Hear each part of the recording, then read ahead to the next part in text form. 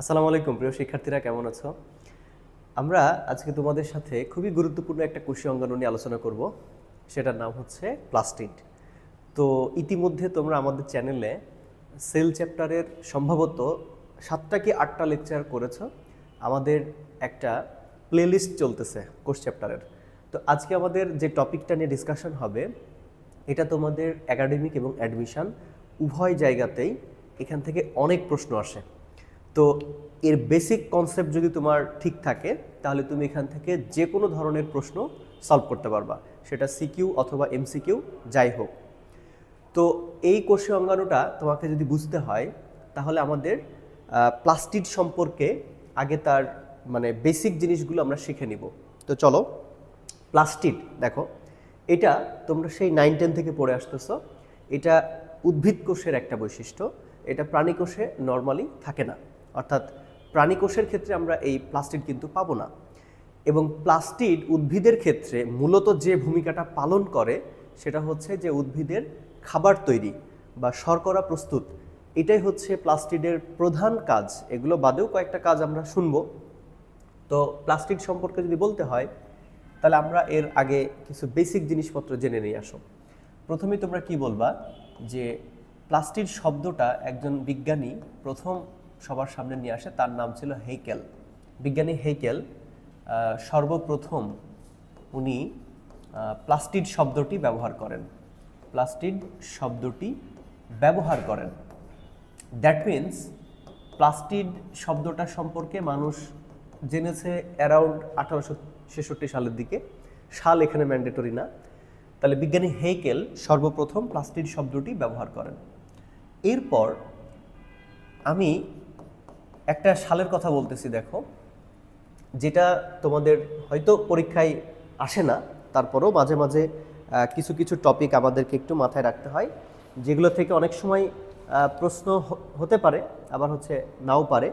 তো সেই ক্ষেত্রে আমরা একটা সালের কথা আমাদের পরীক্ষায় যদি আসে, ধরো কখনো কখনো সাল পরীক্ষায় আসতে পারে, আবার কখনো কখনো আসে না। অনেকে আমাকে প্রশ্ন করে যে ভাইয়া, সাল পড়া লাগবে কিনা? তো বায়োলজি বইতে অ্যারাউন্ড ধরো তোমার সাল দেওয়া আছে কয়েক হাজার। এখন তুমি এতগুলো সাল তো আর মনে রাখতে পারবে না, আর পরীক্ষা আসবেও না। এটা নিয়ে অত টেনশন করার কিছু নাই। 2-1টা সাল যেগুলো ক্লাসে ভাইয়ারা বলবে, সেগুলো একটু মনে রাখো। আচ্ছা, 1883 সালে একজন বিখ্যাত বিজ্ঞানী ছিল, ওনার নাম ছিল শিম্পার। বিজ্ঞানী শিম্পার 1883 সালে বিজ্ঞানী শিম্পার উনি সবুজ বর্ণের প্লাস্টিড আবিষ্কার করেন। কি বর্ণের? সবুজ বর্ণের। সবুজ বর্ণের প্লাস্টিড আবিষ্কার করেন 1883 সালে। আচ্ছা, এখন দেখেন সবুজ বর্ণের প্লাস্টিড, এটার মানে কি বলেন তো? সবুজ বর্ণের প্লাস্টিড মানে কি? ক্লোরোপ্লাস্ট, আমরা তো জানি। এইটা প্রথম আবিষ্কার হয়, সবুজ বর্ণের প্লাস্টিড। তো প্লাস্টিড আপনারা সবাই হয়তো জানবেন যে প্লাস্টিড 3টা রঙের হয়। একটা হচ্ছে লিউকোপ্লাস্ট, যেটার কোনো কালার নাই, ক্রোমোপ্লাস্ট যেটা হচ্ছে রঙিন, আর ক্লোরোপ্লাস্ট যেটা হচ্ছে সবুজ। তো প্রথম আবিষ্কার হয় যে প্লাস্টিডটা, সেটা ছিল সবুজ বর্ণের। দ্যাট মিন্স প্রথম আবিষ্কৃত প্লাস্টিড ছিল ক্লোরোপ্লাস্ট। প্রথম আবিষ্কৃত প্লাস্টিড ছিল ক্লোরোপ্লাস্ট। ঠিক আছে, এবার আসো প্লাস্টিড সম্পর্কে আমরা আরেকটা গুরুত্বপূর্ণ ইনফরমেশন জেনে নিব, যে এটার উৎপত্তি কি থেকে হয়। প্লাস্টিডের উৎপত্তি কি থেকে হয়? আচ্ছা, একটা কথা এখানে মনে রাখবা, যে আদি প্লাস্টিড যেগুলো থাকবে, আদি প্লাস্টিড মানে আগে থেকে যে প্লাস্টিডগুলো, সেই প্লাস্টিড বিভাজিত হয়ে নতুন প্লাস্টিড জন্ম হতে পারে। নতুন প্লাস্টিড জন্ম হতে পারে। দ্যাট মিন্স আগের প্লাস্টিডগুলোর বিভাজন হবে, বিভাজন হয়ে সেখান থেকে তারা পাবে নতুন প্লাস্টিড তৈরি করবে। আবার তুমি যদি ভাজক কোষের ক্ষেত্রে একটা প্লাস্টিডের নাম শুনবা, তার নাম হচ্ছে প্রোপ্লাস্টিড। তোমরা যখন সেকেন্ড ইয়ারে ভাজক টিস্যু পড়বা, 8ম অধ্যায়ে, তখন এই প্রোপ্লাস্টিড শব্দটা, এটার সাথে তোমাদের একটা পরিচয় হবে। এই প্রোপ্লাস্টিড থেকে প্লাস্টিড তৈরি হতে পারে। এটা হচ্ছে ভাজক টিস্যুদের বা ভাজক কোষের ক্ষেত্রে আমরা এটা শুনতে পাবো, প্রোপ্লাস্টিড থেকে প্লাস্টিড। এখানে আমি একটা কথা সবসময় বলি, যে ফোন কিনতে গেলে তোমরা কি বলো? যে প্রো ম্যাক্স, তাই না? এটা একটু আপডেট, বা এটা সব কিছু একটু কেমন জানি আপডেট। বায়োলজিতে আবার প্রো শব্দটা দেখবা বোঝানো হয় আদি, ওল্ড, অর্থাৎ প্লাস্টিডটা হচ্ছে পরিণত একটা দশা, আর প্রো প্লাস্টিডটা হচ্ছে একটা আদি version, old version. Pro plastid থেকে প্লাস্টিড হয়। এটা হলো ভাজক টিস্যুর ক্ষেত্রে, অর্থাৎ আমরা যখন ভাজক টিস্যু পড়ব তখন দেখবা যে ভাজক টিস্যুর ক্ষেত্রে প্রোপ্লাস্টিডগুলো থেকে প্লাস্টিডের উৎপত্তি হয়। ঠিক আছে, তাহলে আমরা উৎপত্তি জানলাম, আবিষ্কার জানলাম, তারপরে প্রথম কে প্লাস্টিড নামটা দেয় সেটাও আমরা জেনে নিলাম। এখন আমাদেরকে জানতে হবে যে এই প্লাস্টিড এটা হচ্ছে কয় রকমের হতে পারে, টাইপ, অর্থাৎ প্লাস্টিডের যে টাইপগুলো আছে সেগুলো নিয়ে আমরা কথা বলবো। আচ্ছা, প্লাস্টিডের টাইপগুলো বুঝতে গেলে আপনাকে একটা জিনিস খেয়াল করতে হবে। দেখেন, আমাদের মানে পরীক্ষার মানে অ্যাঙ্গেল অফ ভিউ থেকে প্লাস্টিডের এই জিনিসটা আপনাদের জন্য very very important, very very important.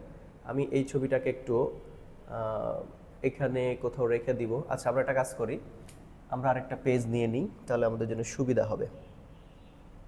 আচ্ছা, তারপরে আমরা ইনপুট দিচ্ছি। হ্যাঁ, তোমরা সবাই মনোযোগ দিয়ে ক্লাসগুলো করবা, আর যারা আগের ক্লাসগুলো করো নাই আমাদের ইউটিউব চ্যানেলের আগের ক্লাসগুলো তোমরা একটু দেখে নিতে পারো। আচ্ছা, আমরা সময় বাঁচানোর জন্য, অর্থাৎ ক্লাসটা যেন বেশি দীর্ঘায়িত না হয়, সেজন্য আমরা যে কাজটা করেছি সেটা হচ্ছে যে এখানে আমাদের সরাসরি কিছু ফাইল আমরা ইনপুট দিয়ে তোমাদেরকে দেখাই দিব। আমি যদি এখন এগুলো লিখি তাহলে অনেক সময় চলে যাবে, তোমাদের ইউটিউবে আসলে ক্লাসগুলো বেশি দীর্ঘায়িত হয়ে যাবে। ওকে, আচ্ছা, প্লাস্টিড দেখো, প্লাস্টিড হচ্ছে 3 রকমের। প্রথমটাকে আমরা যেটা বলতেছি, এই যে প্রথমটা, এটা হচ্ছে ক্রোমোপ্লাস্ট। ঠিক আছে, অর্থাৎ এর বর্ণ আছে। তারপরটাকে বলতেছে দেখো ক্লোরোপ্লাস্ট, এটা হচ্ছে সবুজ বর্ণের।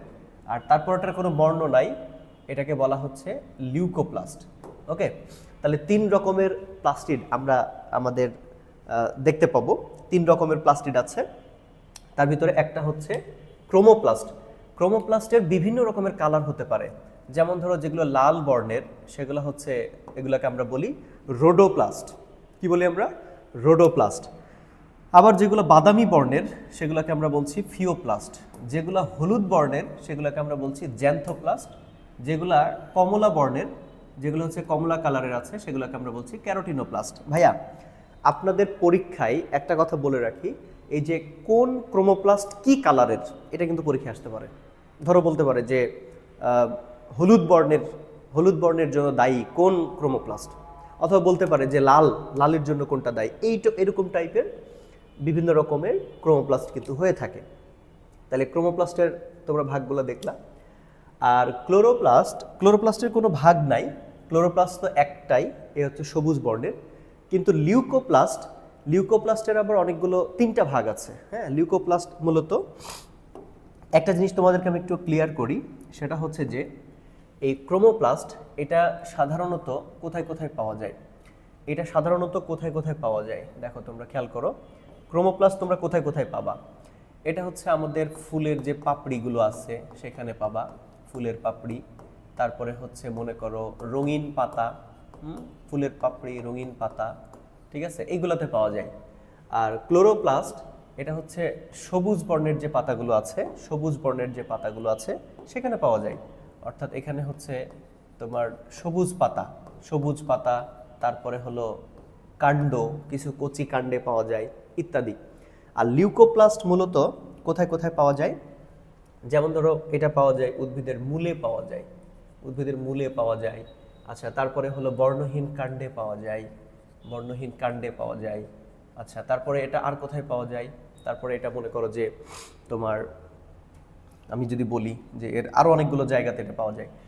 তোমরা হয়তো শুনবা যে বিভিন্ন বীজকোষ, যেখানে সূর্যের আলো পৌঁছায় না সেখানে পাওয়া যায়, বীজকোষে পাওয়া যায়। হ্যাঁ, তারপরে হলো বিভিন্ন ভ্রূণীয় কোষে পাওয়া যায়। দেখবা তোমাদের বইপত্রে এই শব্দগুলো আছে, বিভিন্ন ভ্রূণীয় কোষে পাওয়া যায়। সোজা কথা, যেখানে সূর্যের আলোটা পৌঁছাচ্ছে না ওই জায়গাগুলোতে লিউকোপ্লাস্ট থাকে। ঠিক আছে, আর সবুজ পাতা বা যেগুলো সবুজ অঙ্গ সেগুলোতে ক্লোরোপ্লাস্ট থাকে। আর যেগুলো কালারফুল, মাল্টিপল কালার, সেগুলো হচ্ছে ক্রোমোপ্লাস্ট। রাইট, এখন দেখো লিউকোপ্লাস্টের আমরা দেখতেছি 3টা ভাগ আছে, অ্যামাইলোপ্লাস্ট, এলিউরোপ্লাস্ট, ইলায়োপ্লাস্ট। এই তিনটা জিনিস খুব ভালো করে পড়তে হবে। আমাদের পরীক্ষাতে এখান থেকে প্রশ্ন হয়, আমাদের পরীক্ষাতে এখান থেকে প্রশ্ন হয়। যেমন ধরো অ্যামাইলোপ্লাস্ট, এরা কি সঞ্চয় করে বলো? শ্বেতসার সঞ্চয় করে। তো আমি যখন স্টুডেন্ট ছিলাম তো আমি এইভাবে এটাকে মনে রাখতাম যে আমিন সাহেব, এটা একটা টেকনিক, জাস্ট এ টেকনিক। যদি তোমার এমনি মনে থাকে ওকে, নো প্রবলেম, বাট টেকনিক দিয়ে পড়লে পড়াশোনাটা আরও মানে ইফেক্টিভ হয়, অনেকদিন মনে থাকে। আচ্ছা, আমরা মনে রাখবো, দেখো এই আমিনের আটা দিয়ে মনে রাখবো হচ্ছে অ্যামাইলোপ্লাস্ট, আর তালব্যস্য আমরা ইচ্ছা করে বানানটা ভুল লিখছি, যদিও আমরা জানি সাহেব বানানে দন্তস্য হয়। এখানে আমরা মনে রাখবো তালব্যস্য দিয়ে আমরা বোঝাচ্ছি শর্করা সঞ্চয়, এটা দিয়ে আমরা বোঝাচ্ছি কি বলো? শর্করা সঞ্চয়, ঠিক আছে। আর এই যে আ দিয়ে বোঝাচ্ছ কি? অ্যামাইলোপ্লাস্ট। তাহলে অ্যামাইলোপ্লাস্ট মনে রাখবা, আমিন সাহেব কি সঞ্চয় করে? শর্করা সঞ্চয় করে। আচ্ছা, এবার আমিন সাহেব না, সরি, অ্যামাইলোপ্লাস্ট। এবার আমরা যদি বলি অ্যালিউরোপ্লাস্ট, হ্যাঁ আমরা এভাবে বলবো আলী, ঠিক আছে, আলীর প্রেমিকা, দফা সারিসে, আলীর প্রেমিকা। আমি কোনো একটা একাডেমিক ব্যাচে এটা পড়াচ্ছিলাম অফলাইনে, তো পড়াতে পড়াতে হঠাৎ করে এটা বলার পরে পিছন থেকে একটা ছেলে উঠে দাঁড়িয়ে কয়, আই ভাইয়া কি বলেন এটা, আমার তো কোনো প্রেমিকা নাই। অর্থাৎ সে ভাবছে আমি ওকে উদ্দেশ্য করে বলছি কথাটা, আসলে এরকম না, আমরা এমনি মজা করে, অর্থাৎ আমাদের মনে রাখার জন্য আমরা এটা বলি আর কি। আচ্ছা, বুঝতেই পারছো, আলীর আতে কি বলো? অ্যালিউরোপ্লাস্ট, আর পতে হচ্ছে প্রোটিন সঞ্চয়, পতে হলো প্রোটিন সঞ্চয়, ঠিক আছে। তাহলে অ্যালিউরোপ্লাস্ট প্রোটিন সঞ্চয় করে, সবগুলো নিচে লেখা আছে, বাট অনেক পড়া যখন একসাথে পড়ে যাবা না, তখন আসলে মাঝে মাঝে একটু টেকনিকেরও দরকার হয়, কথা বুঝছো? মাঝে মাঝে টেকনিকেরও দরকার হয়। অনেক পড়া একসাথে পড়ে গেলে দেখা যাচ্ছে তুমি ভাবতেছো ভাই তিনটা কথা তো মনে থাকতেই পারে, অবশ্যই থাকতে পারে, কিন্তু টেকনিক দিয়ে পড়ো তাহলে একটু ভালো লাগবে। আর এটাকে বলবা ইলাইয়ের চাচা। কার চাচা? ইলাইয়ের চাচা, এটা হচ্ছে ইলাইয়ের চাচা। হ্যাঁ, আমি মজা করে এটাকে বলছি ইলাইয়ের চাচা। দেখো ভাইয়া খেয়াল করো, ইলাইয়ের চাচা। আচ্ছা, ইলাইয়ের চাচা দিয়ে আমরা কি বুঝাচ্ছি? এই যে রস্বইতে কি বুঝতেছো? ইলায়োপ্লাস্ট। আর চাচা, এই যে চাচা হলো চর্বি সঞ্চয় বা লিপিড সঞ্চয় বা তেল সঞ্চয়, যাই বলো, চর্বি লিপিড তেল একই তো কথা। তাহলে শর্করা, প্রোটিন এবং চর্বি সঞ্চয়, this is very very important. অর্থাৎ এমসিকিউর জন্য এখান থেকে প্রশ্ন হতে পারে। তাহলে আমরা প্লাস্টিডের যে টাইপগুলা সুন্দরভাবে দেখে নিলাম, খুব ভালো করে কিন্তু তোমরা এগুলো পড়বা, রাইট? এবং পরীক্ষায় 100% গ্যারান্টি থাকো যে এগুলা থেকে প্রশ্ন হবেই। আরেকটা কথা আমি একটু বলে রাখি, সবগুলোর একটু কাজ দিয়ে আমরা একটু কথা বলি। যেমন ধরো এই যে ক্রোমোপ্লাস্ট আমরা কোথায় পাচ্ছি? বিভিন্ন ফুলের পাপড়ি, তারপরে রঙিন পাতা, যেগুলো হচ্ছে উদ্ভিদের কালারফুল এরিয়াতে। তো এই ক্রোমোপ্লাস্টের ফাংশন কি? সে আসলে কি ভূমিকা রাখে আমাদের উদ্ভিদের ক্ষেত্রে, কি উপকার করে থাকে? 1 নম্বর হলো উদ্ভিদের বিভিন্ন বর্ণ সৃষ্টি, অর্থাৎ যেটা কালারফুল বিভিন্ন বর্ণ সৃষ্টি করে। আর আরেকটা হচ্ছে পরাগায়নে আকৃষ্ট করে। দ্যাট মিন্স আমাদের যে পতঙ্গ আছে বা বিভিন্ন রকম ইনসেক্ট যেগুলো আছে, যারা পতঙ্গ বিভিন্ন রকম পরাগায়নে তারা ভূমিকা পালন করে, তাদেরকে আকৃষ্ট করে, তাদেরকে হচ্ছে নিজের দিকে টানে, আকৃষ্ট করে। কথা কি বুঝছেন? তাহলে এটা হচ্ছে এর কাজ। আর ক্লোরোপ্লাস্টের ফাংশন হচ্ছে মূলত শর্করা প্রস্তুত, এর কাজ হচ্ছে শর্করা প্রস্তুত। দ্যাট মিন্স এর শর্করা প্রস্তুত হলো প্রধান কাজ, পাশাপাশি এর আরও 5-7টা কাজ আছে। আমরা ক্লোরোপ্লাস্ট যখন ডিটেলে পড়াবো তখন কিন্তু আমরা আসবো ওখানে, ঠিক আছে? ওখানে কিন্তু আমরা আসবো। এবার দেখো, এবার আমরা যে টপিকটা নিয়ে একটু কথা বলবো সেটা হচ্ছে কি, যে লিউকোপ্লাস্টের ফাংশন তো আমরা বলেই দিছি, লিউকোপ্লাস্টের ফাংশন তো আমরা আগেই বলে দিছি যে অ্যামাইলোপ্লাস্ট শর্করা সঞ্চয় করে, অ্যালিউরোপ্লাস্ট প্রোটিন সঞ্চয় করে, ইলায়োপ্লাস্ট হচ্ছে চর্বি সঞ্চয় করে। এবার একটা গুরুত্বপূর্ণ কথা বলি, এখানে যে প্লাস্টিডগুলো তোমরা দেখতেছো, সেই প্লাস্টিডগুলো কিন্তু একটা থেকে আরেকটা রূপান্তরিত হতে পারে। যেমন ধরো লিউকোপ্লাস্ট, ঠিক আছে, এ যদি সূর্যের আলো পায়, লিউকোপ্লাস্ট যদি সূর্যের আলো পায়, তাহলে সে কখনো কখনো ক্রোমোপ্লাস্ট বা ক্লোরোপ্লাস্টে কনভার্ট হয়ে যেতে পারে, রাইট?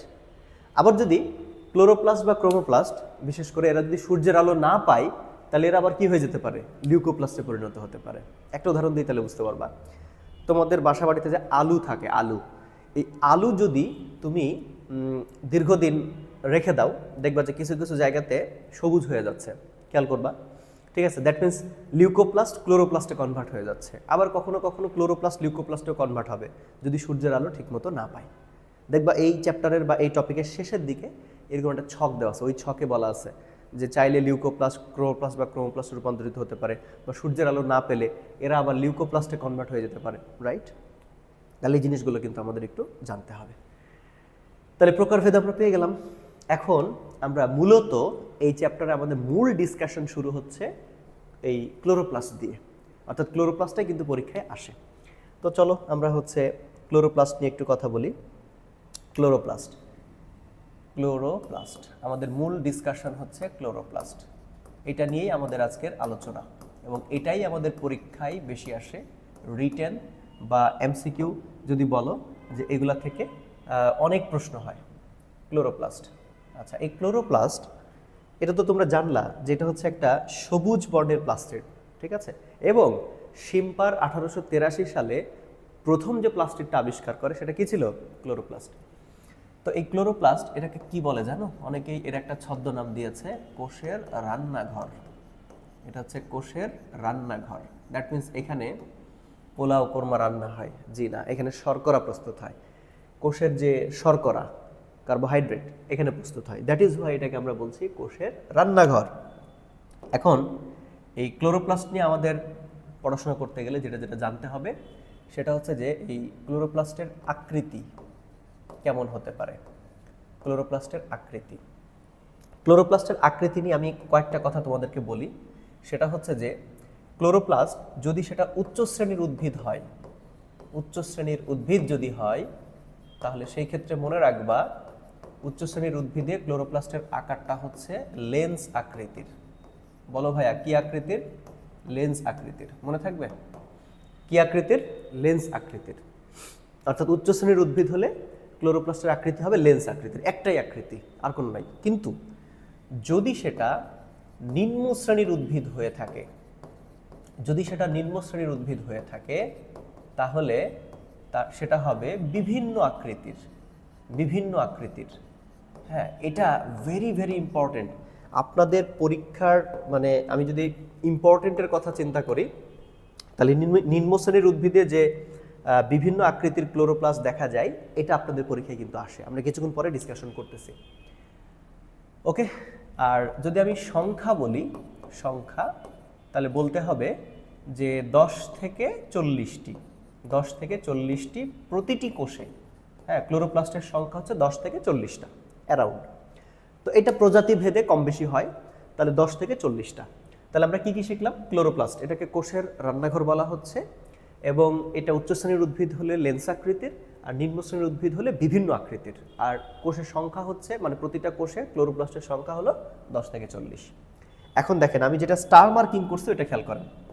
অর্থাৎ যে নিম্ন শ্রেণীর উদ্ভিদে কি কি আকৃতির ক্লোরোপ্লাস্ট পাওয়া যায়, এটা 100% ইম্পর্টেন্ট, এবং এইখান থেকে প্রতি বছর প্রশ্ন হয়, সেটা একাডেমিক অ্যাডমিশন সব জায়গাতে। তো চলো আসলে আমরা এটা দেখি যে সেখানে আমরা কি কি দেখতে পাবো। এবং আমি একটা ছক তোমাদেরকে এখন মুখস্থ করাবো। আচ্ছা এটা না, সরি এটাও না, দেখি 3 নম্বরটায় থাকতে পারে, না এটাও না, সরি। আচ্ছা এগুলো আমরা আসতেছি একে একে, এগুলো সব আমরা আসবো। 4 নম্বরে কি থাকতে পারে? হ্যাঁ 4 নম্বরটাতে আছে, কিন্তু এটা তো আমাদের লাগবে না, এটা আমরা এখন নিচ্ছি না, এটা রাখলাম। ওকে, নিশ্চয়ই আমি একটু বড় করে দিলে মানে তোমাদের জন্য ভালো হবে, দেখতে ভালো লাগবে, বা তোমাদের ক্যামেরাতে দেখতে সুবিধা হবে। আচ্ছা, আমি বলেছি যে কিছু কিছু ইনফরমেশন আমরা আজকে একটু লিখবো না, কারণ আমাদের সময়কে সেভ করতে হবে। তাহলে ক্লোরোপ্লাস্টের বিভিন্ন আকৃতি আমরা একটু জেনে নিয়ে আসো। ক্লোরোপ্লাস্টের যে আকৃতিগুলো আছে, বিশেষ করে দেখো ভাইয়া, শৈবাল। হ্যাঁ, এখানে নিম্ন শ্রেণীর উদ্ভিদ বলতে আমরা কি বোঝাচ্ছি? শৈবাল।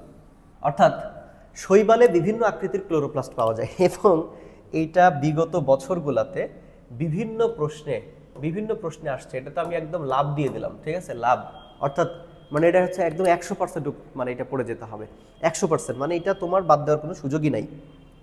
ওকে, তাহলে আসো আমরা একটু বলি যে কোনটা কি। দেখো তোমরা সকলেই নাম শুনছো, স্পাইরোগাইরা নাম শুনছো না? স্পাইরোগাইরা এটা এক ধরনের শৈবাল, সবগুলাই শৈবাল এখানে। দেখো এদের ক্লোরোপ্লাস্টের আকৃতি হলো সর্পিলাকার বা ফিতাকৃতি, হ্যাঁ সর্পিলাকার বা পেঁচানো।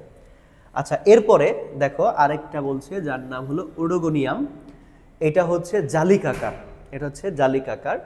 তারপরে আরেকটা দেখো বলতেছে এটাকে অনেকে অনেকভাবে উচ্চারণ করে, কেউ বলে উলোথ্রিক্স, কেউ বলে ইলোথ্রিক্স, এরকম উচ্চারণ করে। তো এটা বলছে বলয় বা আংটি বা ফিতাকৃতি, ঠিক আছে। বেশিরভাগ পরীক্ষার প্রশ্নে আংটি আকৃতিটা বেশি আসে, যে আংটির মতো ক্লোরোপ্লাস্ট দেখা যায় কোন উদ্ভিদে, উলোথ্রিক্স মনে রাখবা। আচ্ছা তারপরে দেখো ক্ল্যামাইডোমোনাস, বিশাল বড় বানান দেখে ভয় পাওয়ার কিছু নাই, বিশাল বড় বানান দেখে ভয় পাওয়ার কিছু নাই। ক্ল্যামাইডোমোনাস এটা হচ্ছে পেয়ালাকার বা পেয়ালাকৃতি। যারা কোষ বিভাজন চ্যাপ্টার পড়তেছো আমার কাছে এখন কোন একটা ব্যাচে চলতেছে, কোষ বিভাজন চ্যাপ্টারে তোমরা মনে এটা পড়ছো যে ক্ল্যামাইডোমোনাস এরা হলো মাইটোসিস প্রক্রিয়ায় বংশ বিস্তার করতে পারে, কথা বুঝছো, ক্ল্যামাইডোমোনাস একটা শৈবাল। তারপরে জিগনেমা, এখানে তারকাকার। আর পিথোফোরা দেখো এটা হচ্ছে গোলাকার ক্লোরোপ্লাস্ট দেখা যায়। এখানে মোট 6টা শৈবালের নাম এবং তাদের আকৃতি দেওয়া আছে। আমি কিন্তু এখানে স্টার না লাভ দিয়ে দিলাম, মানে এটাকে যেভাবেই হোক পারতেই হবে। এবং এটা পারার জন্য যেটা করতে পারো সেটা হচ্ছে যে অনেকেই বলে যে ভাই এগুলা মুখস্থ করব কি করে, আর এগুলো তো কোনো সূত্র না, এগুলো তো ইনফরমেশন, মনে রাখতে হবে। তো শোনো তোমাদের একটা পরামর্শ দিই, যারা মেডিকেল স্টুডেন্টরা কিভাবে এই জিনিসগুলো পড়ে, ওরা যখন কোনো একটা ডিজিজের অনেকগুলো কজ বা কারণ, আচ্ছা তারপর অনেকগুলো সিমটম থাকে, ট্রিটমেন্ট, ইনভেস্টিগেশন, মেডিসিনের কথা বলতেছি আর কি, বা বিভিন্ন রকম প্যাথোলজি আছে রোগের, তার কজগুলো কী কী আছে, এগুলো যখন ওরা মুখস্থ করে তখন প্রথমত ওরা ওটা বোঝার পরে শুধু বুঝলে তো আর হবে না, তথ্যগুলো মনে রাখতে হবে। ওরা ছোট একটা কাগজে লিখে ওই কাগজটা ওদের পড়ার যে টেবিল আছে ওই টেবিলে এটা হচ্ছে আঠা দিয়ে লাগায় রাখে। তারপরে টানা কয়েকদিন, ধরো 5 দিন 6 দিন 1 সপ্তাহ এই একই জিনিস উঠতে বসতে বারবার দেখে। ধরো পড়তে বসলো, এগুলো একবার রিভাইজ করলো, আবার পড়া থেকে উঠলো একবার দেখলো, তারপরে মনে করো যে দিনের যে কোনো সময় 2-3 বার এটা ওরা দেখে। তো সেম জিনিস যখন তুমি বারবার দেখবা তখন এগুলো কিন্তু তোমার হয়ে যাবে।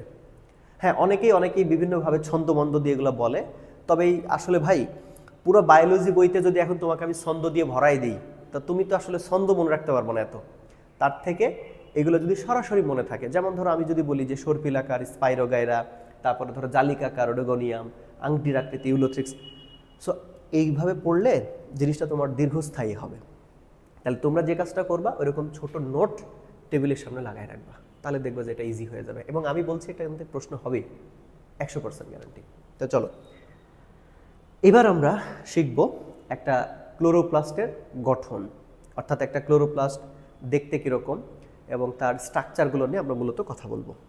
এবং আমি তোমাদেরকে একটা কথা বলে রাখি, সেটা হচ্ছে যে রিটেনে যদি এখান থেকে প্রশ্ন আসে তাহলে তোমাদের এই জায়গা থেকে কিন্তু প্রশ্ন হবে, অর্থাৎ রিটেনের টপিক হিসেবে আমরা যদি বলি তাহলে এখান থেকে আমাদের প্রশ্ন হবে। আচ্ছা এটা তো আমরা কিছুক্ষণ আগেই ডিসকাশন করলাম, আমাদের মনে হয় সম্ভবত এই ছবিটা এখানে আছে, হ্যাঁ এটা ঠিক আছে। সবাই খেয়াল করো, সবাই লক্ষ্য করো, আমি ছবিটাকে একটু এই পাশে রাখলাম আর ওই পাশে আমি তোমাদেরকে লিখে দিচ্ছি। হ্যাঁ ছবি বিভিন্ন বইতে বিভিন্নভাবে আছে, বাট আমরা যে কাজটা করব সেটা হচ্ছে যে এখানে ক্লোরোপ্লাস্টের এটা হচ্ছে গঠন। হ্যাঁ তো ক্লোরোপ্লাস্টের গঠনে তোমরা একটা জিনিস লক্ষ্য করবা, সেটা হলো কি যে এটা তোমাদের সিকিউ, অর্থাৎ ক্লোরোপ্লাস্টের এটা হচ্ছে ভৌত গঠন। আমরা এখন মূলত যেটা ডিসকাশন করব সেটা হচ্ছে ভৌত গঠন। অর্থাৎ ভৌত গঠনে আমি সাধারণত একটা কথা সবসময় তোমাদের অফলাইন ব্যাচে বলি যে ভৌত গঠন মানে হলো যে এখানে তোমাকে একটা ছবি দিয়ে কথা বলতে হবে, অর্থাৎ একটা ছবি থাকবে, সেই ছবিটারই তুমি হচ্ছে ব্যাখ্যা দিবা, ঠিক আছে। আচ্ছা এটা তোমরা একটু লক্ষ্য করো, ছবিটা এটা হচ্ছে ক্লোরোপ্লাস্টের একটা ছবি, যেখানে আমরা কি দেখতে পাচ্ছি, যেখানে আমরা দেখতে পাচ্ছি যে একটা দ্বিস্তরী পর্দা দিয়ে পুরো কোষীয় অঙ্গাণুটা কিন্তু আবৃত আছে, একটা ডাবল লেয়ার একটা হচ্ছে মেমব্রেন। তাহলে আমরা বলতে পারি যে তার 2টা পর্দা আছে। তাহলে ছবির পাশে আমি একটু ব্যাখ্যাও লিখে দিই। তাহলে 1 নম্বর পয়েন্ট তার হচ্ছে আবরণী বা পর্দা, 1 নম্বর পয়েন্ট হচ্ছে আবরণী বা পর্দা, যেটা হচ্ছে বহিঃপর্দা, একটা হলো বহিঃপর্দা আর একটা হচ্ছে অন্তঃপর্দা, বহিঃপর্দা এবং হচ্ছে অন্তঃপর্দা। আচ্ছা, এইবার আমি তোমাদেরকে একটা ইনফরমেশন দিই। মাইটোকন্ড্রিয়াতেও কিন্তু ডাবল লেয়ার্ড মেমব্রেন ছিল, রাইট? কিন্তু মাইটোকন্ড্রিয়ার ভেতরের যে আবরণীটা একটু ভাঁজ করা ছিল, কিন্তু এটা কিন্তু ওরকম না। আরেকটা কথা মনে রাখবা, এদের এই আবরণীতে একটা গ্লাইকোলিপিড থাকে, তার নাম হচ্ছে গ্লাইকোসিল গ্লিসারাইড। এদের আবরণীতে একটা বিশেষ রাসায়নিক উপাদানের কথা বলা হচ্ছে, তার নাম হচ্ছে গ্লাইকোসিল গ্লিসারাইড। গ্লাইকোসিল গ্লিসারাইড থাকে, মনে রাখবা। তাহলে ক্লোরোপ্লাস্টের যে দ্বিস্তরী পর্দা, সেখানে গ্লাইকোসিল গ্লিসারাইড নামক একটা গ্লাইকোলিপিড থাকে, মূলত এটা একটা স্নেহজাতীয় বস্তু। আর তোমরা একটা জিনিস অবশ্যই লক্ষ্য করছো কিনা, এই যে দুই পর্দার মাঝখানে একটু ফাঁকা আছে, খেয়াল করছো?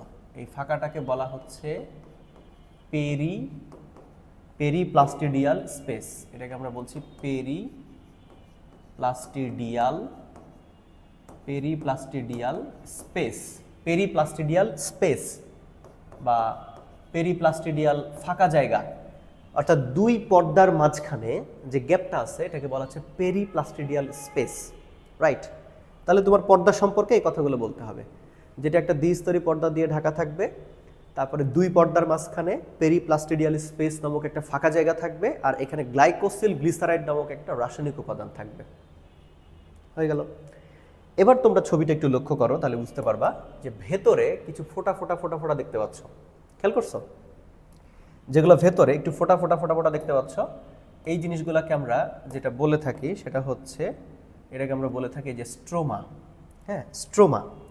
দ্যাট মিনস আমাদের সেকেন্ড পয়েন্ট হবে, এটা হলো 1 নম্বর পয়েন্ট। এবার 2 নম্বর পয়েন্ট লেখা হচ্ছে স্ট্রোমা। এটা হচ্ছে স্ট্রোমা, অর্থাৎ ভেতরের আবরণী দিয়ে ঘেরা ভেতরের যে বিশাল ফাঁকা জায়গা এবং সেখানে যে একটা তরল উপাদান আছে, ওইটাই মূলত হলো স্ট্রোমা। এই স্ট্রোমাতে বিভিন্ন কিছু থাকতে পারে, যেমন স্ট্রোমাতে অনেকেই বলে এরকম, স্ট্রোমা মূলত এটা হচ্ছে একটা ম্যাট্রিক্স নামক একটি তরল পদার্থ দিয়ে এটা ভর্তি করা থাকে। তারপরে এখানে আরও অনেক কিছু থাকতে পারে, যেমন স্ট্রোমাতে তোমরা ছবিতে হয়তো দেখতে পাচ্ছ কিনা, এই যে এটা হচ্ছে ডিএনএ। তারপরে হলো স্ট্রোমাতে রাইবোজোম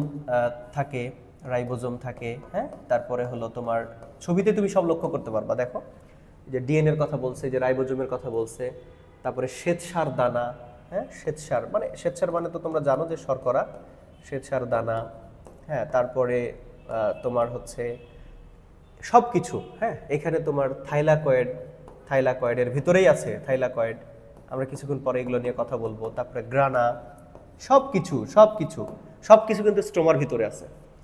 তাহলে স্ট্রোমা মূলত এক ধরনের তরল বস্তু, যেটা ভিতরে পুরো জায়গাটা জুড়ে আছে, এবং সেখানে ডিএনএ, রাইবোজোম, শ্বেতসার দানা, থাইলাকয়েড, গ্রানা, এভরিথিং স্ট্রোমার ভিতরে কিন্তু অবস্থান করতেছে। আরেকটা ইম্পর্টেন্ট কথা মনে রাখবা, স্ট্রোমাতে সালোক সংশ্লেষণের অন্ধকার পর্যায়ের বিক্রিয়াগুলো সংঘটিত হয়। দ্যাট মিনস এই কথাটা তোমাকে কিন্তু মনে রাখতে হবে যে স্ট্রোমাতে C3C4 চক্র সংঘটিত হয়, স্ট্রোমাতে C3 এবং C4 চক্র সংঘটিত হয়, ঠিক আছে? অন্ধকার পর্যায়ের যে বিক্রিয়াগুলো এই স্ট্রোমাতে কিন্তু সংঘটিত হয়। এই ভিতরের যে ইয়াগুলো দেখতেছো, এটা হলো স্ট্রোমা। আই থিঙ্ক ক্লোরোপ্লাস্টের ভৌত গঠন তোমরা যখন পড়বা, তোমাদের একটা কাজ হচ্ছে সুন্দর করে আগে ছবিটা কিন্তু আঁকা।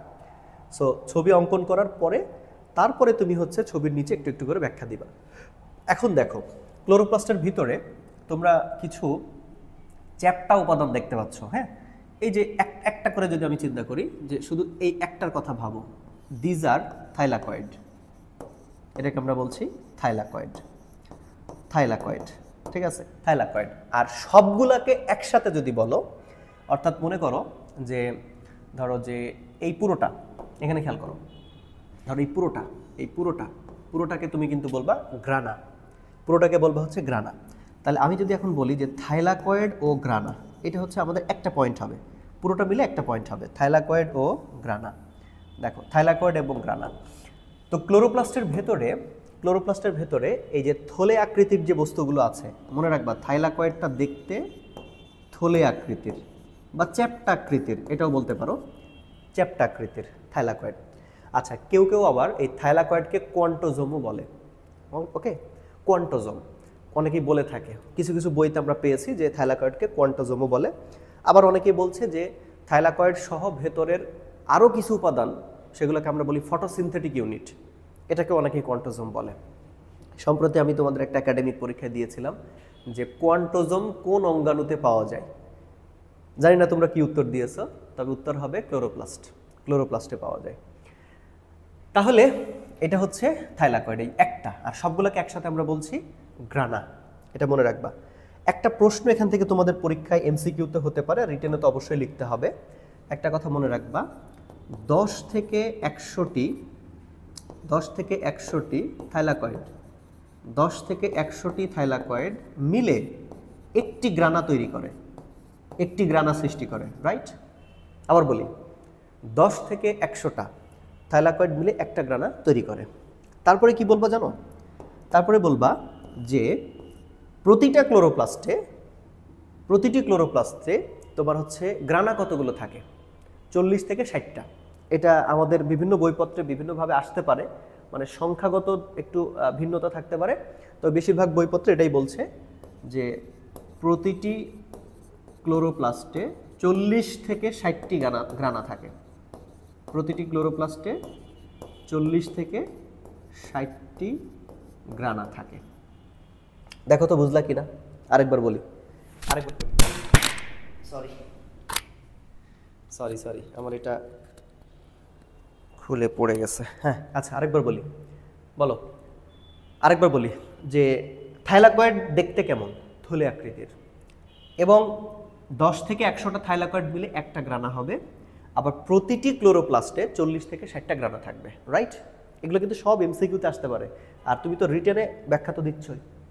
এইবার আসো, গুরুত্বপূর্ণ দুইটা কথা বলবো, যেটা কান খোলা রেখে এবং মগজটাকে একটু ধীরস্থিরভাবে কথাটা একটু শোনো, বুঝো।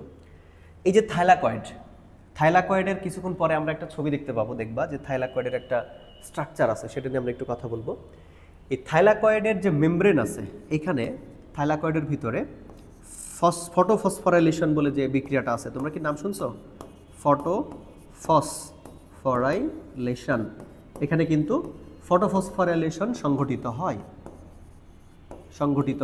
ফটোফসফোরাইলেশন সংঘটিত হয়। দ্যাট মিনস সালোক সংশ্লেষণের আলোক অধ্যায়ের যে বিক্রিয়াগুলো আছে, আলোক অধ্যায় অর্থাৎ যেখানে আলো লাগে, আলো প্রয়োজন হয়, সেই বিক্রিয়াগুলো থাইলাকয়েড মেমব্রেনে হয়। ঠিক আছে? মানে হলো তোমাদের নিশ্চয় এই বিক্রিয়াটার সাথে সকলের একটা পরিচয় আছে কিনা বলেন? This is photophosphorylation. এখানে তুমি যদি আলো ব্যবহার করে থাকো তাহলে এটাই হচ্ছে ফটোফসফোরাইলেশন, এবং এই ফটোফসফোরাইলেশনের যে বিক্রিয়াগুলো আছে সেগুলো থাইলাকয়েড মেমব্রেনে সংঘটিত হয়। এবং এই দুইটা কথা কিন্তু মনে রাখবা। যদি বলে অন্ধকার পর্যায়ের বিক্রিয়াগুলো কোথায় ঘটে, তাহলে বলবা যে এটা কোথায়? স্ট্রোমাতে। আবার যদি বলে যে ফটোফসফোরাইলেশন বিক্রিয়াগুলো কোথায় হয়, তাহলে বলবো থাইলাকয়েড মেমব্রেনে হয়, রাইট? তাহলে থাইলাকয়েড এবং গ্রানা থেকে আমাদের এই পয়েন্টগুলো কিন্তু পড়ে ফেলতে হবে। আচ্ছা, এবার আসেন আমরা যে পয়েন্টটা ব্যাখ্যা দিব, আমি ছবির চারপাশেই লিখতেছি, তোমরা করবা কি ছবি আঁকানোর পরে পয়েন্ট আকারে ব্যাখ্যা দিবা। আচ্ছা, এখানে আমাদের আর কি কি দেখানোর আছে? আমাদের এখানে দেখানোর আছে ডিএনএ রাইবোজোম। আমাদের আরেকটা পয়েন্ট হচ্ছে ডিএনএ ও রাইবোজোম। তো এই পয়েন্টের ভিতরে আমরা কি কি উল্লেখ করব? এই পয়েন্টের ভিতরে আমরা যে কথাগুলো উল্লেখ করতে পারি সেটা হচ্ছে যে এদের যে ডিএনএটা সেটা হচ্ছে বৃত্তাকার, এটা হচ্ছে বৃত্তাকার, আর এটাকে অনেকেই বলে থাকে এরকম সিপিডিএনএ, অর্থাৎ ক্লোরোপ্লাস্টের ডিএনএ। হ্যাঁ, এটার একটা নাম হচ্ছে এরকম। আর রাইবোজোমটা হলো 70S রাইবোজোম, যেটা আদিকোষেও পাওয়া যায়। কোথায় পাওয়া যায়? আদিকোষে পাওয়া যায়। একটা কথা মনে রাখবা, মাইটোকন্ড্রিয়া এবং ক্লোরোপ্লাস্টের ডিএনএগুলো তাদের নিজস্ব ডিএনএ, আর এই নিজস্ব ডিএনএ থাকার কারণে তাদের কিন্তু স্বকীয়তা, অর্থাৎ তারা চাইলেই অনেক কিছু করতে পারে, স্বকীয়তা। দেখবা যে নিজস্ব ডিএনএ থাকার কারণে কাজের ভিতরে একটা কথা আছে, সাইটোপ্লাজমিক ইনহেরিটেন্স, এটাতে ওরা বিশেষ ভূমিকা পালন করে। ইনহেরিটেন্স মানে বংশগতি। ওকে, সো এগুলো নিয়ে কিন্তু আমরা কথা বলবো। তাহলে আমাদের ডিএনএ এবং রাইবোজোম, তো এখানে কতগুলো ডিএনএ থাকতে পারে? বলছে যে 200টা ডিএনএ থাকতে পারে। এদের এখানে 200টা ডিএনএ থাকতে পারে। সিপিডিএনএ মানে ক্লোরোপ্লাস্টের ডিএনএ, রাইবোজোমটা হলো 70S রাইবোজোম। যেহেতু রাইবোজোম আছে দ্যাট মিন্স এখানে প্রোটিন সংশ্লেষণও হয়, অর্থাৎ ক্লোরোপ্লাস্টের ভিতরে কিন্তু প্রোটিন সংশ্লেষণও হয়। আচ্ছা, তোমরা আরেকটা পয়েন্ট এখানে ব্যাখ্যা করবা, অর্থাৎ আরেকটা পয়েন্ট সম্পর্কে আমরা একটু পরে আসতেছি। তাহলে ভাই আমরা কি কি পাইলাম একটু বলি। আমরা একটা ডাবল লেয়ার মেমব্রেন পেয়েছি। ও আরেকটা বিষয়, এই মেমব্রেনটা কিন্তু সেমি পারমিয়েবল মেমব্রেন, বা যেটা আমরা বলি যে অর্ধভেদ্য বা বৈষম্য ভেদ্য, সেমি পারমিয়েবল, মানে এর ভিতরে তো অনেক কিছু আসা যাওয়া করতে পারে, বিশেষ করে দ্রাবক। তারপর এটা গ্লাইকোসিল গ্লিসারাইড দিয়ে তৈরি, আর স্ট্রোমা ভিতরের তরল একটা উপাদান, আর এর ভিতরে অনেক কিছু আছে। সব থেকে ইম্পর্টেন্ট কথা হলো স্ট্রোমাতে অন্ধকার পর্যায়ে শালক সংশ্লেষণের ওইগুলো সংঘটিত হয়। তারপরে আমরা বললাম যে থাইলাকয়েড থলে আকৃতির একটা বস্তু, অনেকগুলো থাইলাকয়েড মিলে একটা গ্রানা হয়, আর একটা ক্লোরোপ্লাস্টে 40 থেকে 60টা গ্রানা থাকে। আর থাইলাকয়েডের ভিতরে ফটোফসফোরিলেশন ঘটে। ফটোফসফোরিলেশন মানে হচ্ছে আলোর উপস্থিতিতে এডিপির সাথে অজৈব ফসফেট যুক্ত হয়ে এটিপি তৈরি হয়। ঠিক আছে, লাস্ট একটা পয়েন্ট তোমরা এখানে দিতে পারো, সেটা হচ্ছে কি যে ফটোসিনথেটিক ইউনিট, এটিপি সিনথেসিস, কোয়ান্টোজোম, এগুলো মিলে আচ্ছা দেখো, আমরা যেটা বলতেছিলাম যে ক্লোরোপ্লাস্টে তোমরা যে কাজটা করবা সেটা এগুলো সব লেখার পরে একটা পয়েন্ট শুধু তোমরা অ্যাড করবা। সেটা কি ভাইয়া একটু খেয়াল করো। আমি এখানে একটা ছবি দেখছি, তোমাদেরকে দেখাচ্ছি। এই ছবিতে তোমরা দেখো যে পয়েন্ট আমরা উল্লেখ করছি তার নাম হলো এটিপি সিনথেসিস এবং ফটোসিনথেটিক ইউনিট। সেটা কি ভাইয়া? এটা হচ্ছে আমাদের এক একটা থাইলাকয়েড, কথা বুঝছো? এই যে থলে আকৃতির এক একটা থাইলাকয়েড। এখন এই থাইলাকয়েডের যে প্রাচীর বা মেমব্রেন, এই মেমব্রেনগুলাতে কিছু এনজাইম থাকে, তার নাম হলো এটিপি সিনথেসিস এনজাইম। কি এনজাইম বলো? ATP synthesis enzyme. এই যে এই এনজাইমগুলো, এরা মূলত কি করে দেখো ভাইয়া, এরা হলো এডিপির সাথে অজৈব ফসফেট এটাকে যুক্ত করে কি বানায়? এটিপি বানায়। এই বিক্রিয়াটা কিন্তু শুধু আলো দিয়ে হয় না, সেখানে তোমার এটিপি সিনথেসিস এনজাইম লাগে। এই এনজাইমের উপস্থিতিতে মূলত এটা এটিপি তৈরি করে। আরেকটা কথা মনে রাখবা যে থাইলাকয়েডের যে প্রাচীর, সেই প্রাচীরগুলোতে দেখবা এই যে এই জায়গাটাতে লক্ষ্য করো, এই জায়গাগুলোতে কিছু উপাদান থাকে যেগুলোকে বলা হচ্ছে ফটোসিনথেটিক ইউনিট। তো একটা ফটোসিনথেটিক ইউনিট কি কি দিয়ে তৈরি হয়? তার ভিতরে ক্লোরোফিল থাকে, ফটোসিস্টেম থাকে। হ্যাঁ ভাইয়া, ক্লোরোফিল তো বুঝলাম, ফটোসিস্টেম কি জিনিস? আসলে ফটোসিস্টেম হলো সূর্যের আলোকে গ্রহণ করার জন্য আমাদের এই থাইলাকয়েড মেমব্রেনে ফটোসিস্টেমগুলো থাকে, এবং এই ফটোসিস্টেমগুলা তরঙ্গ দৈর্ঘ্যের উপর ভিত্তি করে সূর্যের আলোকে শোষণ করে। যেমন ধরো লাল আলো, তার একটা তরঙ্গ দৈর্ঘ্য, বেগুনি আলো একটা তরঙ্গ দৈর্ঘ্য। তো এক একটা আলোর এক এক রকমের তরঙ্গ দৈর্ঘ্য আছে, সেই তরঙ্গ দৈর্ঘ্য অনুযায়ী ফটোসিস্টেম 1 আর ফটোসিস্টেম 2 মূলত আলোক রশ্মি শোষণ করে। তার মানে ফটোসিনথেটিক ইউনিট এরা মূলত ফটোসিস্টেমে সাহায্য করে থাকে, অর্থাৎ এটিপি তৈরিতে তারা মূলত আলো শোষণ করে এবং এটিপি তৈরিতে তারা ভূমিকা রাখে। তো এগুলো থাকে কোথায়? এগুলো হচ্ছে এই যে থাইলাকয়েডের যে প্রাচীর, সেই প্রাচীরের ভিতরে কিন্তু এটা থাকে। তাহলে তুমি এই পয়েন্ট উল্লেখ করবা যে থাইলাকয়েড মেমব্রেনে এটিপি সিনথেসিস এনজাইম থাকে আর ফটোসিনথেটিক ইউনিট থাকে। ভাইয়া ফটোসিনথেটিক ইউনিট কি দিয়ে তৈরি? এই দুইটা জিনিস দিয়ে তৈরি, আরও বেশ কিছু উপাদানের ভিতরে থাকতে পারে। আর আমি আরেকটা কথা বলেছি যে থাইলাকয়েডকে অনেক সময় অনেকেই বলে থাকে কোয়ান্টোজোম, অথবা এই ফটোসিনথেটিক ইউনিট সহ এটিপি সিনথেসিস এনজাইম সবগুলাকে একসাথেও অনেকে কোয়ান্টোজোম বলে থাকে। আমি তোমাদের রিসেন্ট একটা পরীক্ষায় প্রশ্নে দিয়েছিলাম যে কোয়ান্টোজোম কোথায় পাওয়া যায়। তাহলে কোয়ান্টোজোম কোথায় পাওয়া যায়? ক্লোরোপ্লাস্টে পাওয়া যায়।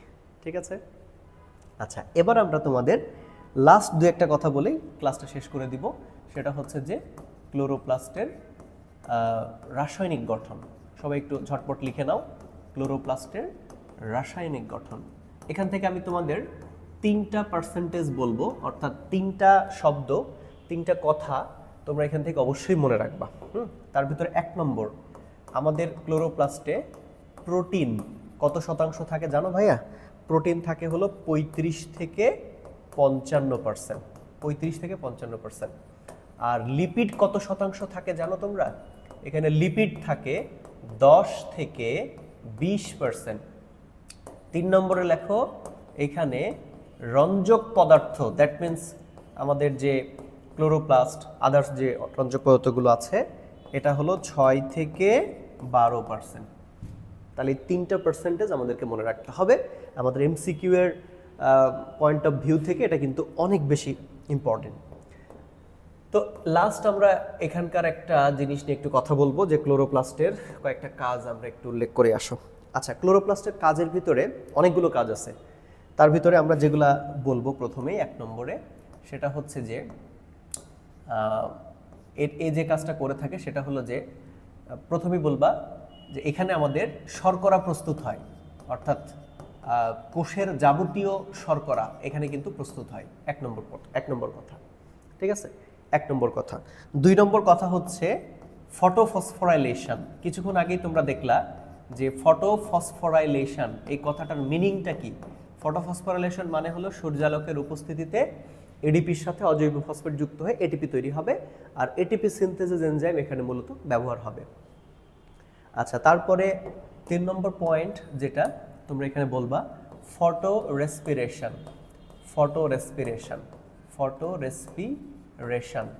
ঠিক আছে ভাইয়া? ফটো রেসপিরেশন মানে কি? দেখো ভাইয়া, ফটো মানে আমাদের বায়োলজিতে হচ্ছে আলো, অর্থাৎ এটার বাংলা করলে দাঁড়ায় হচ্ছে আলোক শ্বসন, ফটো রেসপিরেশন। আবারও বলছি, তোমাদের উদ্ভিদের শারীরতত্ত্ব বলে একটা চ্যাপ্টার আছে 9ম অধ্যায়, ওইখানে আমরা এটা নিয়ে কিন্তু কথা বলবো। হ্যাঁ, আমরা কিন্তু ফটো রেসপিরেশন সম্পর্কে তখন বিস্তারিত আলোচনা করব। শুধু এতটুকু জেনে রাখো, আলোক শ্বসন, আলোর উপস্থিতিতে শ্বসন হবে। হ্যাঁ, তোমার কখনো কখনো এরকম হতে পারে। সো এটা আমরা ওই চ্যাপ্টারে গিয়ে ডিসকাশন করব। তোমরা জেনে রাখো যে আলোক শ্বসন এখানে সংঘটিত হয়, ফটো রেসপিরেশন। আচ্ছা, তারপরে 4 নম্বর পয়েন্টে আমরা আরেকটা কথা বলতে পারি, সাইটোপ্লাজমিক ইনহেরিটেন্স।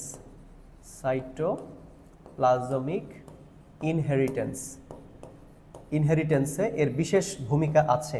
ভাইয়া, সাইটোপ্লাজমিক ইনহেরিটেন্স শব্দের অর্থ কি? তোমরা নিশ্চয় এই শব্দটার সাথে সকলেই পরিচিত আছো যে আমাদের ক্লোরোপ্লাস্টে সিপিডিএনএ থাকে। সিপিডিএনএ মানে হলো ক্লোরোপ্লাস্টের ডিএনএ। এই ডিএনএ থাকার কারণে এরা কিন্তু নিজেদের একটা স্বকীয়তা সবসময় এদের কিন্তু বজায় থাকে, মানে নিজেদের বংশগতি বা নিজেদের। ইনহেরিটেন্স শব্দের মানে কি এটা তোমাকে আগে বুঝতে হবে। ইনহেরিটেন্স শব্দের মানে হলো বংশগতি, অর্থাৎ ক্লোরোপ্লাস্টের নিজস্ব একটা ডিএনএ থাকার কারণে তার কিন্তু নিজস্ব একটা বংশগতি আছে, ঠিক আছে? সাইটোপ্লাজমিক ইনহেরিটেন্সের ভূমিকা পালন করে, ফটো রেসপিরেশনের ভূমিকা আছে, ফটোফসফোরাইলেশনের ভূমিকা আছে, শর্করা প্রস্তুত করতে পারে। আরেকটা কথা আমি বলে রাখি যে আমাদের এই ক্লোরোপ্লাস্ট, ঠিক আছে, ক্লোরোপ্লাস্ট হচ্ছে, এটাকে আমরা কোষের রান্নাঘর এই কারণেই বলতেছিলাম যে এখানে শর্করা প্রস্তুত হয়। সো এটা আমরা শুরুতে লিখে দিয়েছি। এরকম দেখবা 5-6টা কাজ দেওয়া আছে।